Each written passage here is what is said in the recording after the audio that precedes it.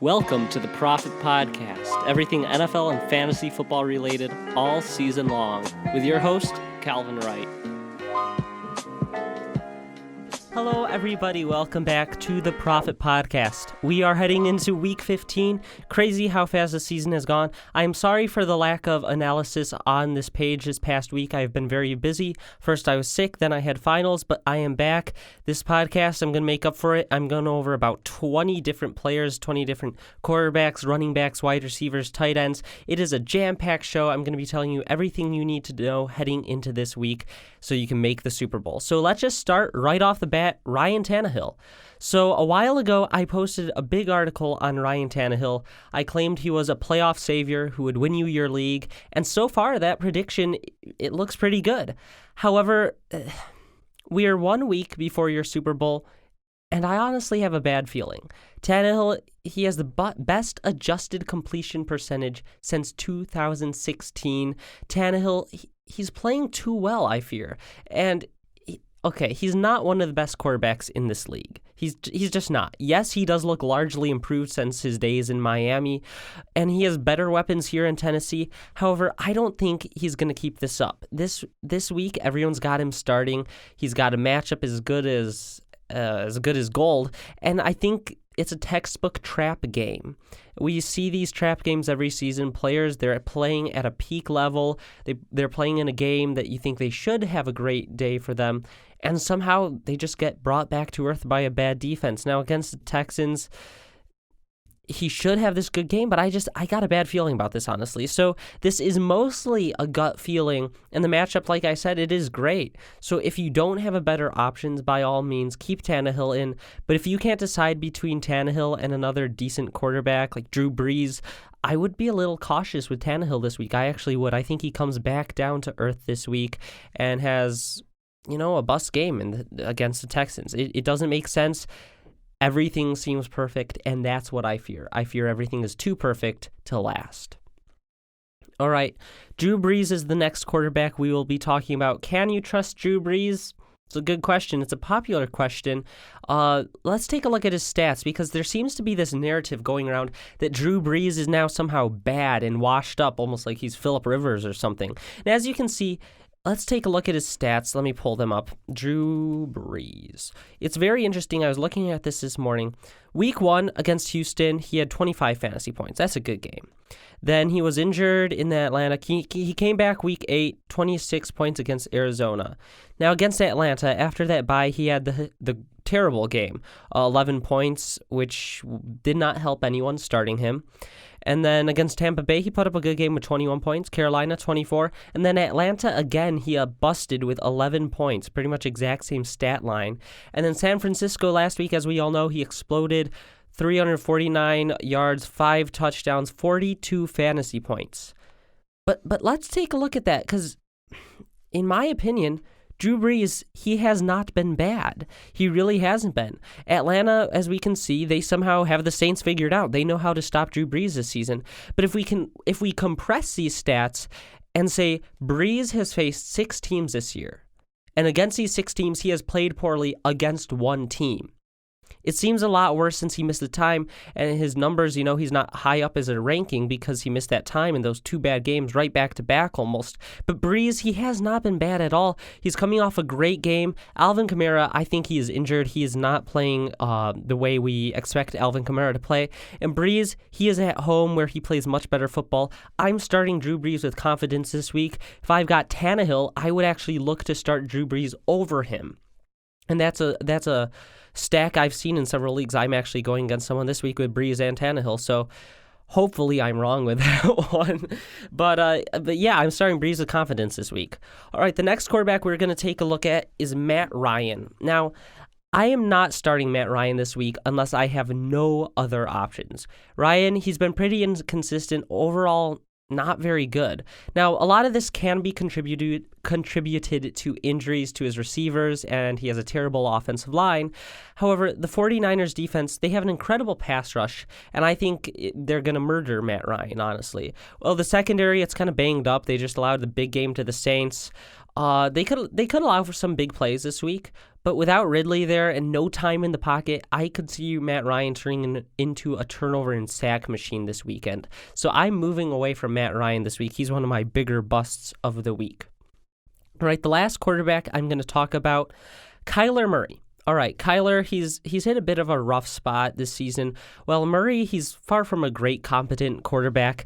I think a lot of these struggles, it can be pinned on his matchups, honestly, and a lack of David Johnson. Well, we don't really know what's going on there with David Johnson. I think DJ does get more involved this week. I think that he was playing injured, banged up. He wasn't 100%, no way. So I think David Johnson gets a little more involved this week. We saw him catch the touchdown pass last week.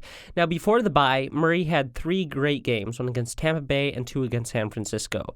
Then he busted against the Rams coming off the bye week, which honestly was to be expected with Jalen Ramsey there. And then Pittsburgh killed him, forced him to make some really terrible mistakes there. But I think he bounces back in a big way against Cleveland this week. Well, it doesn't look like a great matchup on paper. The Browns, they have allowed quarterbacks to run. They've allowed 3 rushing touchdowns from the quarterback in the past 5 games, and I think Murray takes advantage of this, and he shows us some flashes of why he was drafted number 1 this year. So moving on to the running backs, Devin Singletary is the first one we are going to be talking about. Singletary, he's actually been very consistent the last couple weeks. He's as efficient as ever, and he's been used in the pass game, which is really something we love to see since coming into the pros. His biggest knock on him, besides his size and speed, was that he does not catch the ball, but he has proven to be a pretty good pass catching back. And he's shown us that he can have a good fantasy day without finding the end zone. He's not exactly touchdown dependent like some other options like David Montgomery is, for example. So Singletary, he has also shown that he's at this point almost matchup proof, which sounds weird to say because you usually say matchup proof for guys like Alvin Kamara, Christian McCaffrey. But last 3 games, Denver, Dallas, Baltimore, 3 very hard matchups, and he goes out and he just makes people miss. He plays the exact same way against good defenses, bad defenses. He's averaging 5 yards per carry. His workload, it stayed consistent and stayed as a pretty good workload with Frank Gore still there. I am starting Singletary this week, even against Pittsburgh. Pittsburgh, great defense, but I think Singletary can have a good fantasy day. All right, next up is Todd Gurley. Last 3 of 4 weeks, Todd Gurley, he has been great. I am staying in the flames with Todd Gurley. The Rams, they are going to run heavy. And Gurley, he's seeing 20 or more carries past couple weeks, and he still hasn't been used in the pass game like we'd hoped or like we'd seen in years past, but that could very easily change. And Gurley, he could go from good to being Todd Gurley like we know and love. These flashes aren't just, there's a random running back on the Rams who had 3 good games. No, you have to remember, Todd Gurley, he is one of the best running backs in the league. He has been for several years. He's done it consistently, and he's just getting back on track now. I think they were trying to save him for a playoff run with his arthritis. So stop underestimating Gurley and start playing him. I've seen far too many questions on Twitter, on Instagram saying, do I start Gurley? Gurley should be in your lineup from here on out. All right, Raheem Mostert is the next one. Now, I made Tevin Coleman my guy this offseason, so while this pains me a little bit, I can explain I didn't exactly love Tevin Coleman himself as a player. I more loved the lead running back for the San Francisco 49ers. Now, Raheem Mostert has taken over this role, and he has been great. We don't have to guess now and say, well, they might go with a hot hand or it's going to go back to a different running back because they have so many guys back there.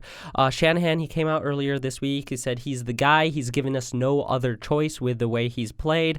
So Mostert, he's incredibly efficient. He's explosive. He's found the end zone 3 games in a row now. I expect that continue to this week against the Atlanta Falcons, which is a very porous defense. I think he easily has a great game. All right, 1 more or 2 more running backs. Patrick Laird, I'm not really sure how to say it, but he did something that no other Dolphins running back has done this season, and that's looked somewhat okay.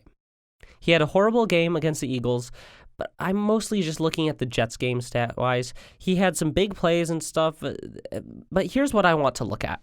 The matchup and the receiving role he's taken over. The Giants this week, that is a great matchup, and the Bengals next week, another 2 great matchups. But the past 2 games, he's seen 5 targets and 4 receptions in each. And these aren't just screen passes or dump offs. They send him out wide as a receiver, and they're willing to throw it to him deep. The Dolphins, they throw a lot, and now with Parker injured, he is helping fill this role. Patrick Laird, he's a solid flex option this week against an atrocious defense. I expect 80 yards and a touchdown at least. All right, Josh Jacobs and DeAndre Washington is a topic I want to talk about, especially as a Josh Jacobs owner in 2 leagues. So it's pretty simple, in my opinion. I'm hoping Josh Jacobs is out, because if he is, DeAndre Washington is suddenly a great play we saw last week. He's a pretty decent running back who can take advantage of a good matchup. Now, Washington, as I said, looked more than capable, and this week matchup against the Jaguars, it's great. However, Jacobs' most recent report I can find says he plans to play, in which case I honestly look to move on from both of them.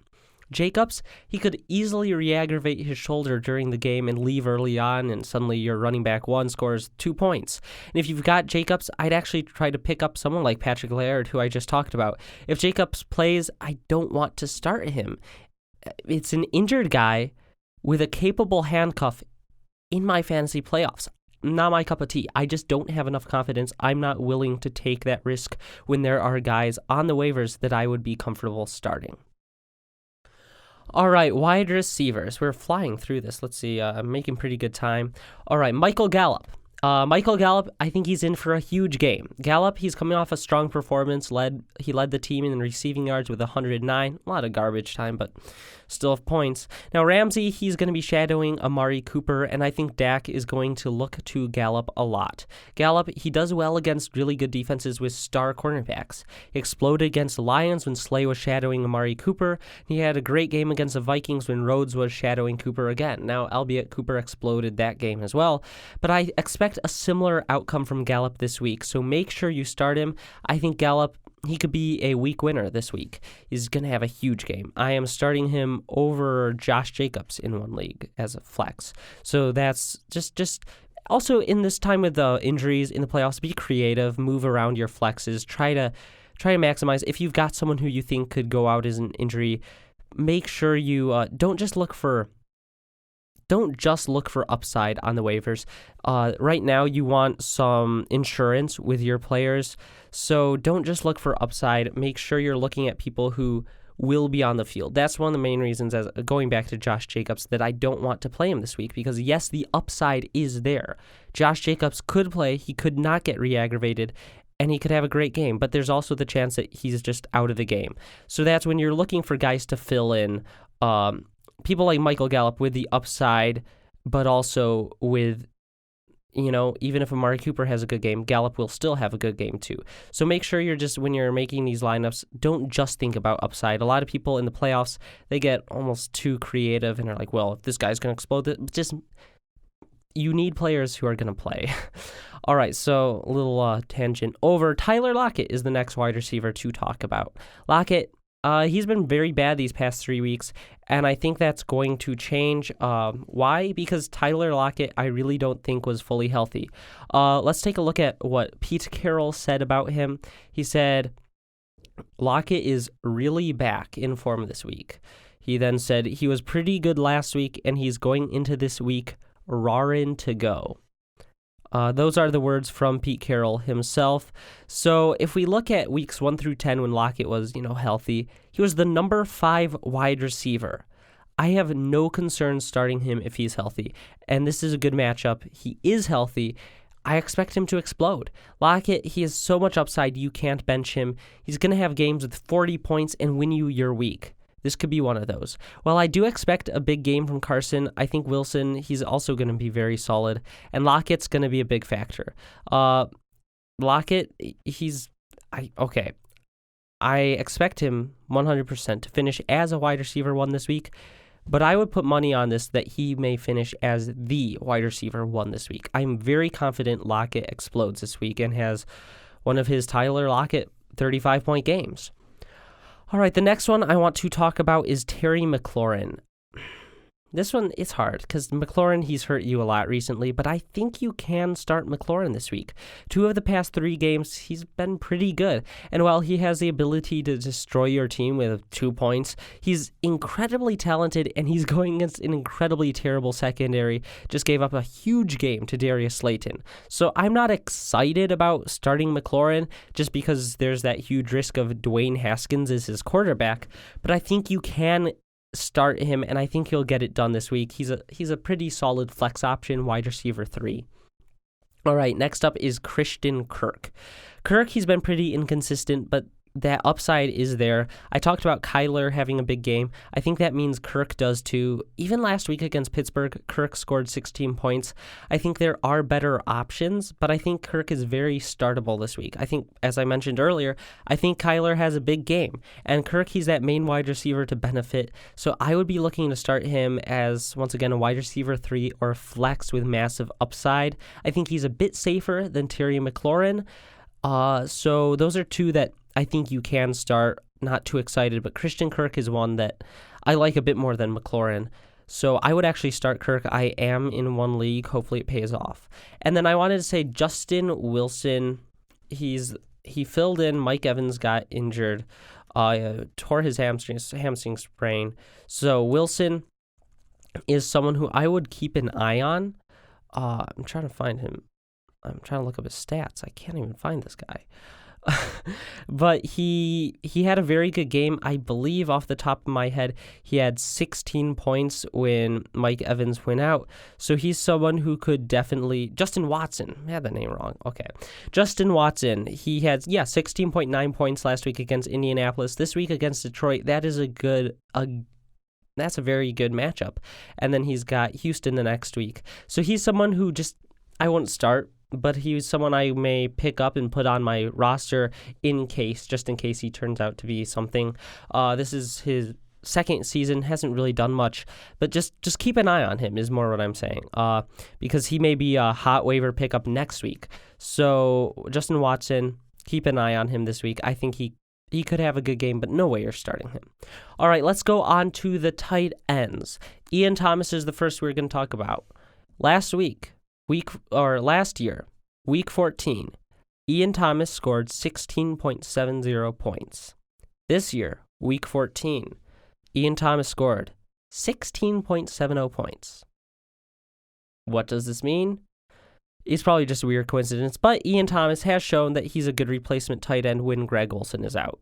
Seattle, they're one of the worst tight end defenses in the league, and Ian Thomas, he is one of my favorite tight ends this week.